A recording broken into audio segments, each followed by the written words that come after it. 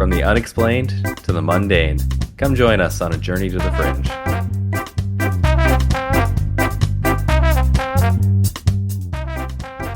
Hello and welcome to Journey to the Fringe. Pro Orca, just in case they ask or someone happens to be blaring this podcast out from an ocean voyaging yacht. I feel it's important we at least put it in, a hearable form for the orcas. I don't think they're going to bother learning an inferior language. Yeah, what if they start blasting Journey to the Fringe to keep the orcas away because they think that they're on their side? In which case, should we say right now? No, I think the orcas are smart enough to be able to differentiate somebody pleading for a truce or at least not to be harmed by them versus the people on the ship. You're right. They can identify the rudder. They can identify who's a friend and who's an enemy. I think so. Yeah, I think they just feel it out. Anyhow, we are your podcast hosts, Taylor and Chelsea, here today with a Chelsea episode. And that's, I think, unless it's orca related, I'll let her take over. If it was orca related, were you going to just do the episode? Yeah. It's kind of like going into the pile for Go Fish and getting what you want. You just continue. Yeah. Wildly speculating. I would generally say that my favorite bro is the Mothman. However, in saying Mothman, I feel like I'm boxing myself in a little because I found out that there's a whole wide world of winged humanoid cryptid type beings that I would love just as much as Mothman. And I say love loosely because it's based on a fear-based love. And I also say it loosely because I don't want Mothman to hear me and seek out his revenge later. Today I thought I should expand my horizons. Let's take a look at one of the other options of winged humanoids. Today, that option is gargoyle. In contemporary fiction, gargoyles are typically depicted as generally winged humanoid race with demonic features, generally horns, a tail, talons, may or may not have a beak. Yeah, that come to life in the night, and I believe they fight crime over New York. Yeah. Mm-hmm. Yeah, so we're talking about the same gargoyle. Yeah. Gargoyles can generally use their wings, if they have any, to fly or glide, as wings generally work, and are often depicted as having a rocky hide or being capable of turning into stone in one way or another, of reference to their structural roots. If they don't have wings, they will scale the building's outer walls and either walk the streets at night. It seems so much less scary if they're just walking. See, I think that would be worse, because they can be way closer to you if that's the case. Really? Do you think? Oh, yeah. I don't know. I seem to picture it as less menacing because the wings give them superpowers. Well, they still have the wings. If they're walking, they're just like everyone else. But they still have the wings. They're huge. Not the ones that walk. Yeah. They don't have wings. They don't? Or do you think they're like ostriches? They're just too bottom heavy. And they're just for decoration. Huh. I never thought of it that way. I mean, I guess anyhow, when you look up, when you look at like gargoyles on churches, I guess not all of them have wings. And they're like, some of them are what, like 2 feet tall? I guess those ones seeing walking around would just be like really troublesome, but like... I just assumed they all had wings. It was my assumption, fully. Do you think they're jealous of the guys that do have wings? Oh, yeah. And like, especially like the 2 foot tall ones. Like, they're going to have to deal with a lot of inferiority complex. Like... Yeah. I don't know what they're better at. Yeah, probably Maybe they're good listeners. I don't know. They'll walk the streets at night, or they'll just go inside the building. I don't know why. Gargoyles are known to protect buildings from evil spirits. Gargoyle comes from the French... Oh, God, I meant to find this out. Now you have me guessing. Gargouille? Probably not French at all, what I just said. But here we are, unprepared. Which in English is likely to mean throat, or is otherwise known as the gullet. Latin gargula, or gullet or throat, and similar words derive from the root gar, to swallow, which represent the gurgling sound of water. I guess that makes sense. So water's passing through their throat, so they're just saying like quite literal. Yeah. Obviously, gargoyles are known as a part of architecture. The term gargoyle refers to figures carved specifically to drain water away from the sides of buildings. I think I ordered this wrong, but we're getting gullet, throat, swallow, all going back to how they were directing water away from buildings. And they've been around for a long time. Even going back to ancient Egypt in the form of a lion head at that time, and then Gothic architecture, we see more of a gargoyle as we know it today, carved or formed grotesque. I really like that everybody throughout history seems to agree, no, you gotta make where the water goes fancy, like somebody's spitting it. Yeah, you have to do it in the form of an animal, and it's coming out of their mouth. Like they're spitting it. It's one of those things that defies cultures and time. A grotesque is a broader version of a gargoyle, and I found the architectural history so interesting of grotesques. Grotesques often depict whimsical, mythical creatures in dramatic or humorous ways. They have historically been a key element of architecture in many periods, including the Renaissance and medieval periods, and have stylistically developed in conjunction with these times. Although grotesques typically depict a wide range of subjects, they are often hybrids of different mythical, human, and animalistic features. Which is funny that I'm reading that when we were in Barcelona, there's a building that had a bunch of gargoyles on the side of it, and one of them was a unicorn. Well, and it's funny they're saying like an animal creature when like a gargoyle isn't really an animal per se. Like the Egyptians used lions, and yeah, I guess you could say a gargoyle is like animal shaped, but it's not like depicting a specific real animal. Yeah, so gargoyle is a type of grotesque, which is, I don't know if the ancient Egyptian ones fell under that, but we're splitting hairs. Many scholars describe grotesques as being used to ward off evil and as reminders of the separation of the earth and the divine. Grotesques are predominantly carved into buildings of religious significance, in particular churches and cathedrals. Despite their presence in religious spaces, their anthropomorphic designs are largely not directly religious and instead are often more whimsical without religious connotations. They commonly exist on high ledges and rooftops and are frequently positioned out of view from common areas. There are divided ideas as to the purpose of adding gargoyles to religious structures. Some state that gargoyles were meant to illustrate evil and sin, while others have posited that grotesques in architecture were apotrophic devices. In the 12th century, before the use of gargoyles as rain spouts, Saint Bernard of Clairvaux was famous for speaking out against gargoyles carved on the walls of his monastery's cloister. Saint Bernard emphasizes the absurdity of these beastly figures, pointing out their strange combinations of bodily parts. Saint Bernard was a Cistercian. Oh, the dog guy. I guess so. Was he a dog by chance? He was. He spoke out against them, saying things like woof and grr.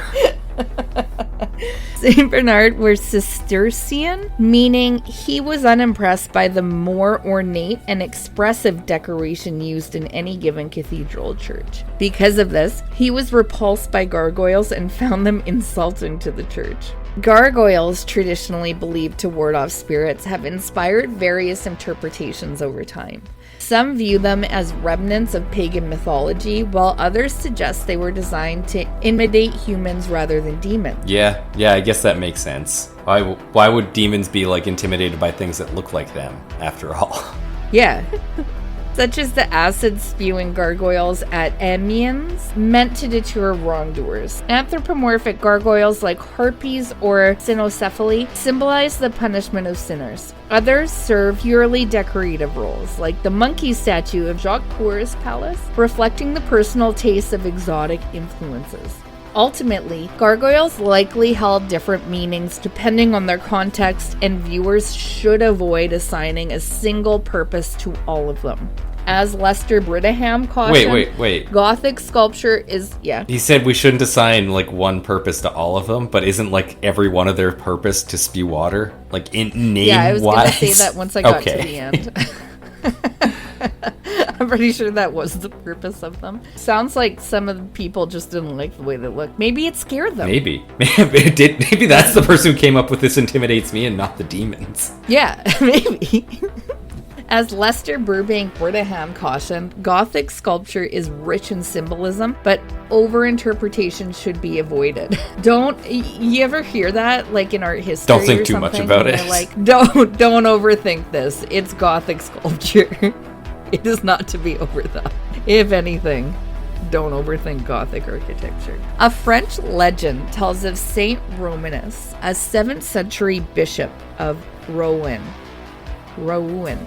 who saved the region from a fire-breathing dragon called La Gargouille, described as having bat-like wings and a long neck. The beast was either subdued by Romanus with a crucifix or captured with help from a condemned man. Though the monster was burned, its fire-hardened head and neck survived and were mounted on the church to ward off evil. In honor of the saint, Roun's archbishops gained the right to free a prisoner during his annual procession. Would you want that? One. Yeah. Okay. I mean, I guess you could sell it for money at a certain point. Oh, hold on. Hold on. What part of that are you asking if I would want? No, the reward of getting to free a prisoner once a year. No, I don't think so. No, that feels like a weird responsibility, and like, I don't know, I don't think I would do the research, and I would feel guilty about that. I don't know. You know what, though? In my mind, and this is my mind, and if this is the times of old, I just picture everyone in a prison like Aladdin, and they're all just like good-hearted young men who were just stealing There's diamonds in the rough to their family.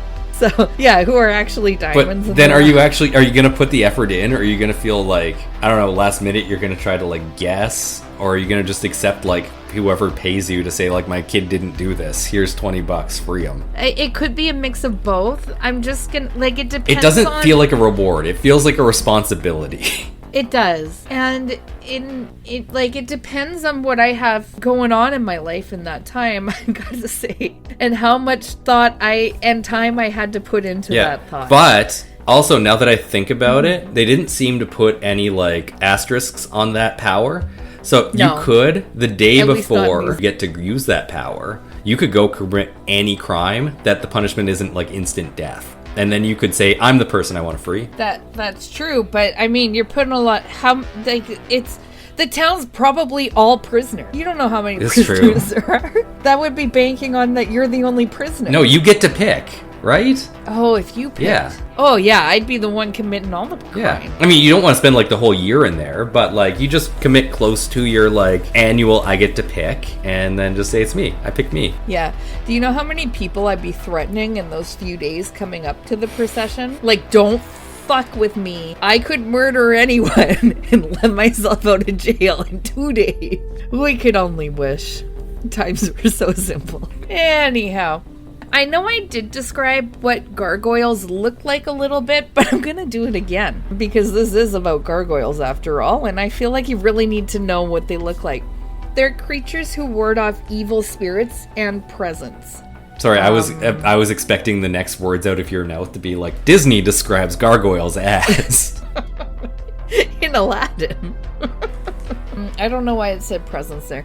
Churches often had these creatures on the roof to ward off the devil and demons. Somewhere along the way, gargoyles were seen as evil and were taken down. Somewhere along the way, they were also used to divert water off the rooftop. Are they? Did I cover this? It's my episode. Were they used as decoration? Yeah. Maybe I'll talk about it. It seems like they're implying that they were later used as decoration. Well, they are, yeah. And like the whole point is like to make the water falling look fancier as if it's being spit out by some ungodly demon-like thing. Exactly. Who doesn't like that? I'm surprised we don't use them to this day on houses. I really wish we did. I actually have a couple gargoyles in my house, and they are not doing that. They are just purely to keep the evil spirits out. I feel like it's one of those industries that just priced itself out of the average person's expenditure. True. Yeah. You would need a mason to do that.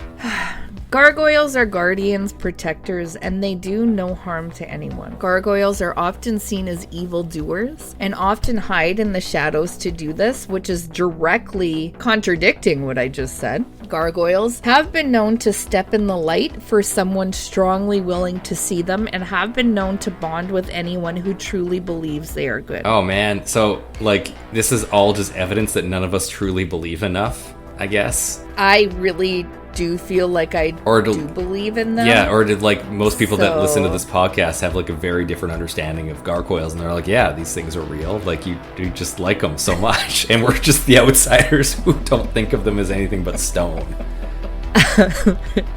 It's really hard to say. A gargoyle is a creature that comes to life during the night and turns to stone during the day. They are often to be believed by many to be alive and can see through their stone exterior. Those who truly have respect for such a creature tend to bow their heads in respect, and the creature often will return the respect. See, now I don't do that. I've never bowed my head to a gargoyle, not even the ones in my house. The gargoyle can be of any shape and size. Some have beaks, others have hooves. There are many different types of gargoyles, but the most common are the feline-looking ones with chains on their necks. While the chain means a few things, the most common one is control. To chain a beast is to control the beast.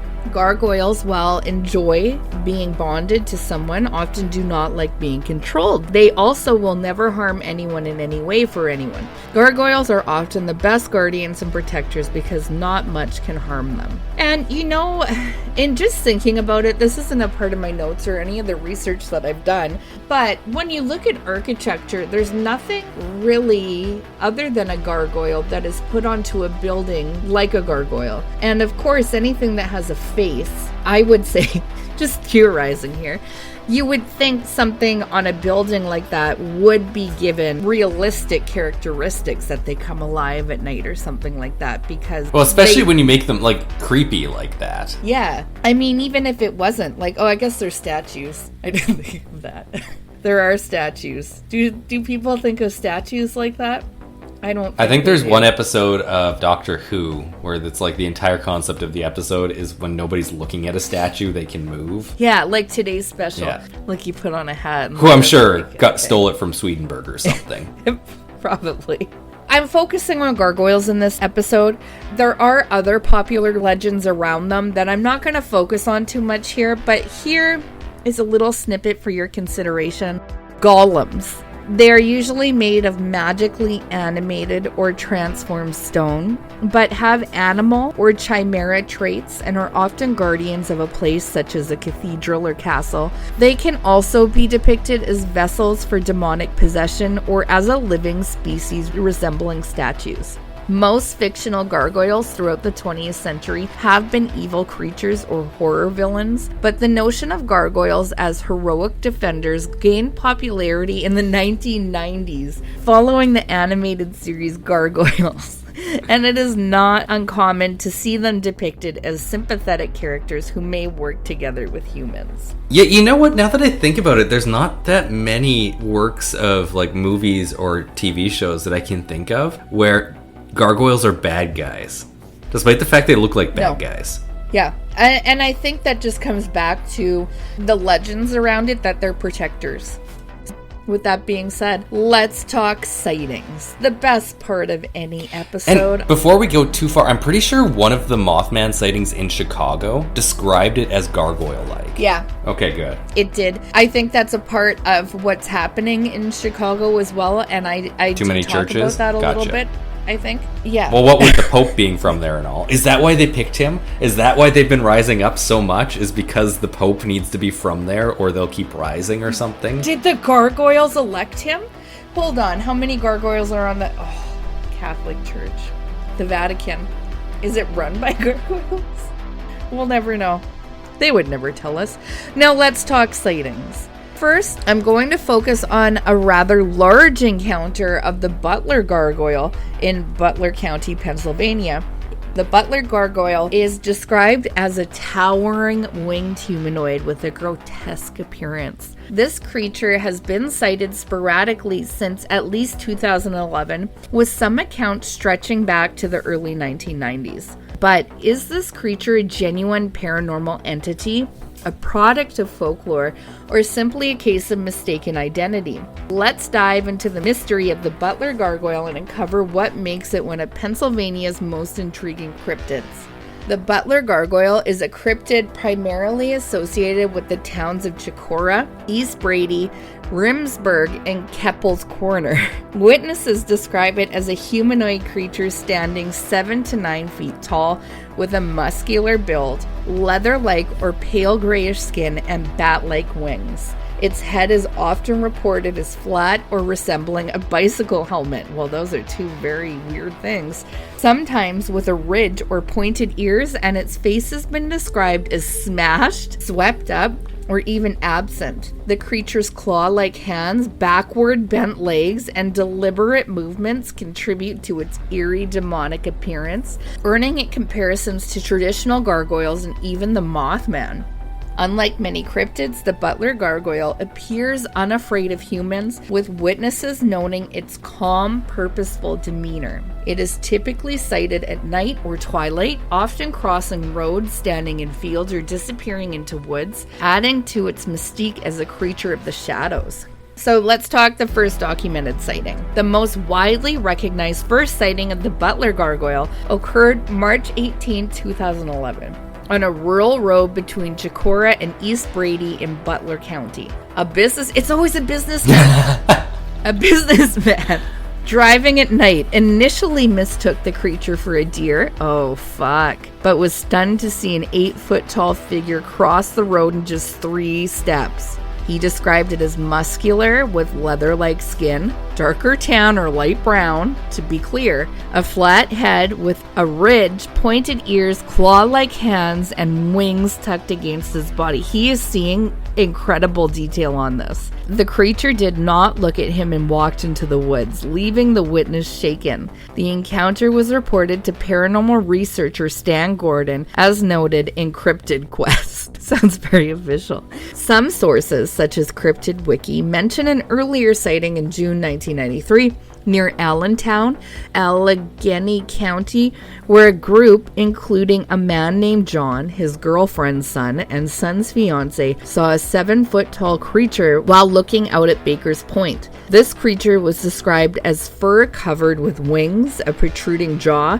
He had an underbite and muscular legs, and it walked past their car without fear before flying away. However, this sighting is less detailed, differs in description, fur versus leather-like skin, and is in a different county, which makes me wonder if it wasn't of a related but different creature. Maybe a flying Bigfoot, perhaps.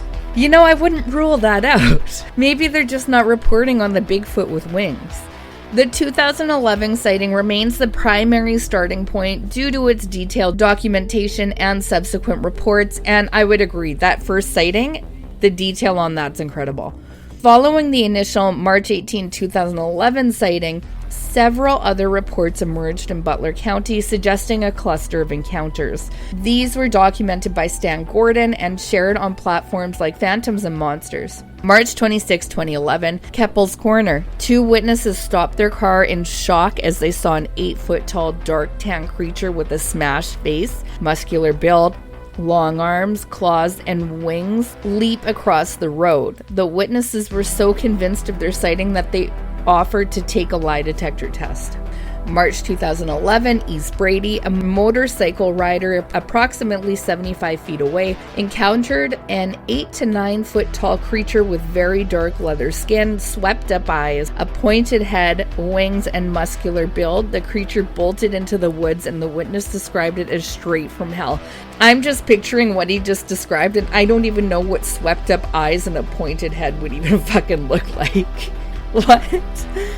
March 2011, Rimsburg. 2 witnesses about 35 feet away saw a 9-foot tall creature with dark brown skin, long arms, broad shoulders, a pointed head, another pointed head, flat forehead, pointed ears, bat-like wings. I gotta say, see-through. The descriptions that you're giving for all these, it's very hard for me to envision, but I'm sure they seem natural when you're actually seeing it. Well, when you're seeing it, you're probably like, there's no other way to describe it but a pointed head. Like, is it like Patrick Star? Like, is that a good comparison?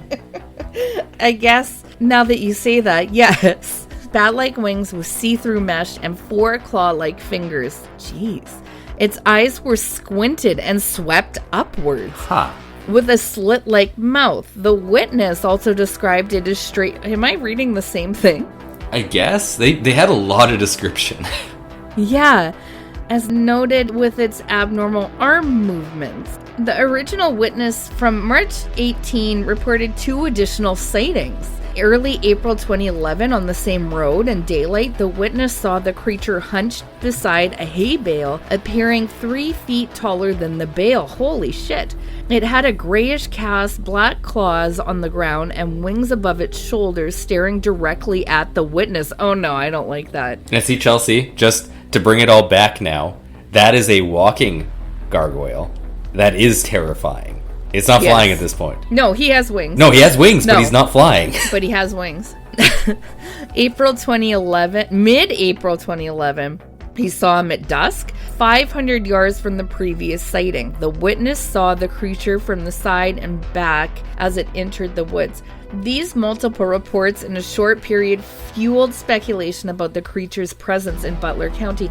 Now, I gotta say, an overwhelming part of a gargoyle is that it would never hurt humans and it's protective. Where do you draw the line on testing that? Yeah. Because obviously if it's a gargoyle, it's not going to hurt you, it's going to protect you. Well, I guess that's how you know whether or not you're seeing a gargoyle or not, is whether or not it hurts you. But... Because it can't be a gargoyle if it hurts you. Was anybody hurt by a Mothman? I can't remember now. I don't think we've covered anywhere. You know, I don't think we've covered many actual interactions with cryptids or other creatures where there's an injury. It always seems to be close, but like nobody's actually been injured in anything I can think of. Now, I will say with the Mothman, and I'm interested to see if it comes up here, you get the overwhelming sense of dread and fear. And I'm guessing this, it hasn't come up yet, but there's no mention of like a sulfur smell. Not as of yet. So I'm interested to see if those things do come up, because maybe that is what's setting a gargoyle apart from a Mothman, is that sense of fear. I don't know, but to me, like, this could potentially at this point be the same thing, except I've never heard with Mothman, and maybe it's just misfiled that he had a pointed head or upward looking eyes. There seems to be a lot more variation in the head with the gargoyle, almost like, you know, because their heads can erode or something like that. You think it's just like... Yeah, due to water. It's a lot pointier. Yeah, it's true. After the flurry of 2011 sightings, reports of the Butler Gargoyle became less frequent but continue to surface. Mid-July 2012 onwards, campers and others in Butler County reported seeing a similar large winged creature in the same general areas, though these sightings lack specific details as noted in Phantoms and Monsters. June 5th, 2017, a significant report came when a delivery truck ran off the road about a mile from previous sighting locations. The driver, visibly shaken, told a witness that what he saw was not a bear, as claimed by state police, but a winged demon from hell. Rumors circulated that others had seen similar creatures around this time, though no further details were confirmed according to Phantoms and Monsters. Now, Chelsea, at this point, is it really safe to say the gargoyle is non-harmful if, like, by implication of what it's done, this person has crashed? He ran. Is this kind of like how Batman has, like, a moral code where he can't kill people, but he can leave them, like, completely damaged and destitute and basically dying by the implications? I want to say I have a good feeling. I feel like I felt them out, like, a little bit. I feel like, no, they wouldn't do this. I feel like this is probably Mothman. Mothman's a dick. No widely documented sightings have been reported since 2017, and searches for encounters in 2025 yield no results, suggesting the creature has either gone quiet or remains unreported in recent years. The Butler Gargoyle legend may have deeper roots in Butler County's history. Some sources, like Paranormal Strange Wiki, suggest its origins trace back to the early 20th century, with sightings of a creature lurking in rural areas and atop buildings. These claims are vague and lack specific dates or witnesses, making them more folkloric than factual. There are also references to historical events that might be connected to the cryptid. The Chicora meteor explosion, an event in the area possibly linked to unusual activity, though no direct evidence ties it to the gargoyle. 1970s sightings, reports of a hair-covered creature north of Butler County in the 1970s, which could indicate a broader history of cryptid sightings in the region. Fairly vague. One questionable sighting mentioned in the cryptid wiki occurred in Chicora, where witnesses claimed to see a Mothman-like creature after leaving a bar, but this report is often dismissed due to the witnesses' likely intoxication, highlighting the controversy around some accounts. So let's jump right to Reddit after I knew mass Reddit would have sighting? some juicy stories. Oh yeah. User delicious_step_1814. When I was around 19 years old, there's one occasion when I went up to the rooftop of my house around 8 p.m. to fix an issue with the pump device that supplied water to the storage tank. As I reached the roof and leaned forward, I looked up, and just a few steps away from me, there's a creature with its back turned to me. Holy fuck, first of all.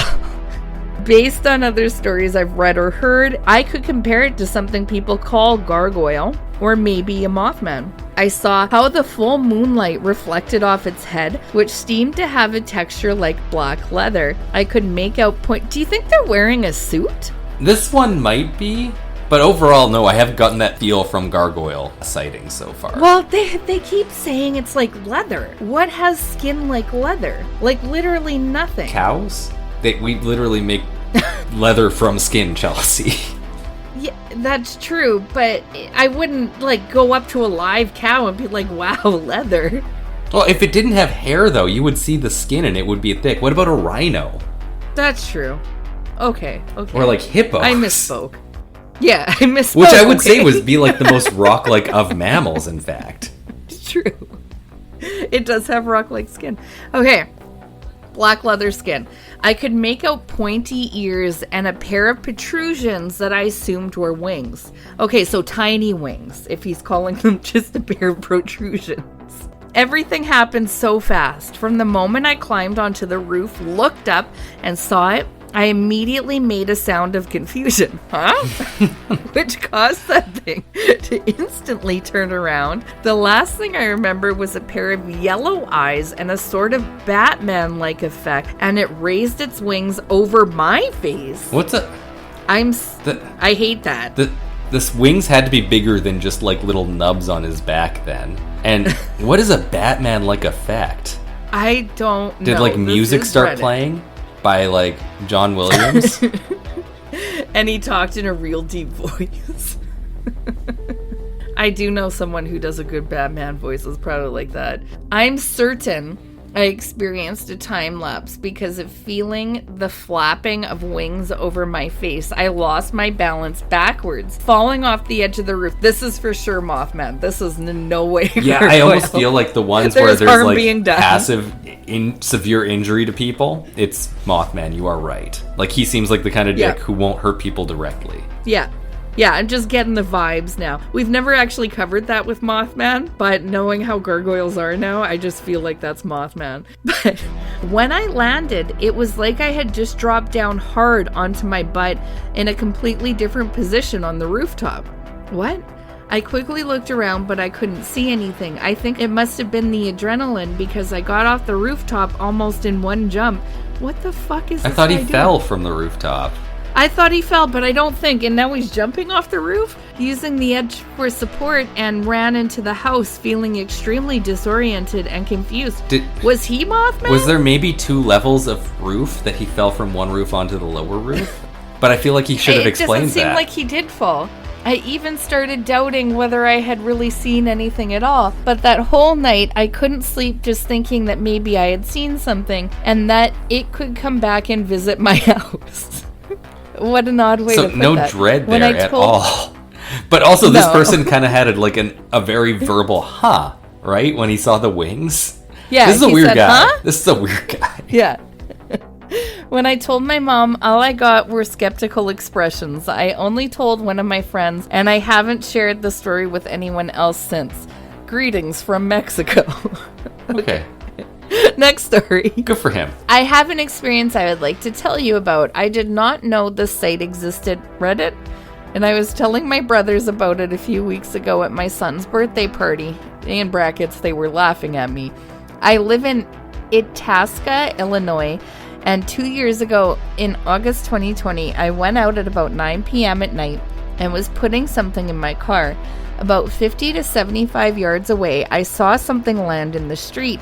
It looked like it was crouching, and it looked the size of a coyote, or maybe bigger, sitting in an upright position. It was too big to be an owl, but kind of looked like a bat owl-looking creature, like a gargoyle with little horns on his head. I was focusing on it for about a minute and kept asking myself, what the hell is that? In a sudden burst with its wings, it kind of hopped up and exploded out of a crouching stance with a thunderous stroke of its wings and disappeared into the trees. I yelped and stepped back a bit as I could not believe my eyes. It looked like a 5-foot black bat animal thing jumping or flying into the trees. I've been reading about other sightings in the area, and my sighting matches what others have seen. I got a good look at the creepy thing, but I do not believe that it observed me because I was watching it quietly.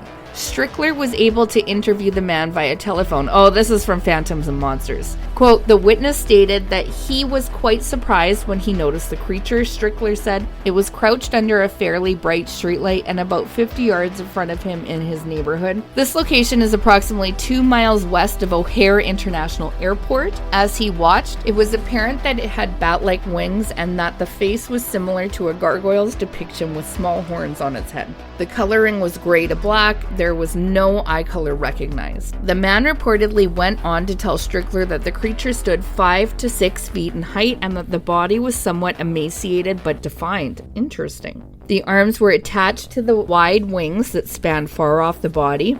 It was definitely a humanoid form, Strickler said. He used the word explode to describe the sudden burst of energy when it took flight after just one flap of the powerful wings. The sound of the wings and descent burst like thunder. It quickly flew into the trees and disappeared. As noted by Strickler, the sighting location is approximately 2 miles west of O'Hare International Airport, which has been the epicenter of recent winged humanoid sightings in the Lake Michigan Mothman investigation, with over a dozen sighting reports coming from the airport itself since August of 2019, and many more reported in the surrounding communities. Reports from the larger investigation have come from every state bordering Lake Michigan and date back to the 1957. So yeah, that's my episode. Thoughts? Well, I have one thing, Chelsea, that I think is its own conspiracy in itself that I Googled I searched while you were doing your episode. How many gargoyles do you think there are in the Vatican? Oh, good one. I want to say there are some, because it said specifically on cathedrals or what have you. Hundreds, I'm going to guess. There are 0. What? Yeah. Because it is built in Renaissance and Baroque styles, not Gothic, and it actually tries to hide most of the water drainage throughout. Yes. Well, that's disappointing. So gargoyles are their own form of architecture. Yes. And okay. Yeah, it's kind of crazy that there's none there, but the rest of all of the Catholic churches, they're everywhere. Maybe it's because they are within the Catholic Church, running the Catholic Church. It could be. They're inside. Yeah. But yeah, that's my episode on gargoyles. Oh, that's awesome. Perhaps there will be maybe a part 2. And I never thought about comparing Mothman to a gargoyle, but even we talked about early on, there was that one sighting even before these ones that we talked about where that person described the Mothman sighting as gargoyle-like. That's true. And if you don't know Mothman, but you know gargoyles, that's what you're going to describe it as, or maybe a giant bat, which is basically what a gargoyle is. It's true. I mean, for any paranormal encounter that you're going to have, you're going to use whatever, or anything in life, you're going to use whatever, You're going to use your experience to describe it, because that's the only thing you can derive it from. Exactly. And they do have a lot of things in common, which is why I felt like, especially after the Hubei flying entity, that we look into these, because obviously there's more than just the Mothman. There's a lot going on. Oh yeah, and this is its own sub-episode category I think we can continue on with, because there's a ton of very similar creatures like this throughout the world. Yeah. So I thank you, Chelsea, for taking us down this You're welcome, rabbit hole. everyone. I'm loving it. I'm excited for the next one. Yeah. And with that, I have been Taylor, here with Chelsea. We are Journey to the Fringe. Thank you all for listening, and we'll see you next week. Bye.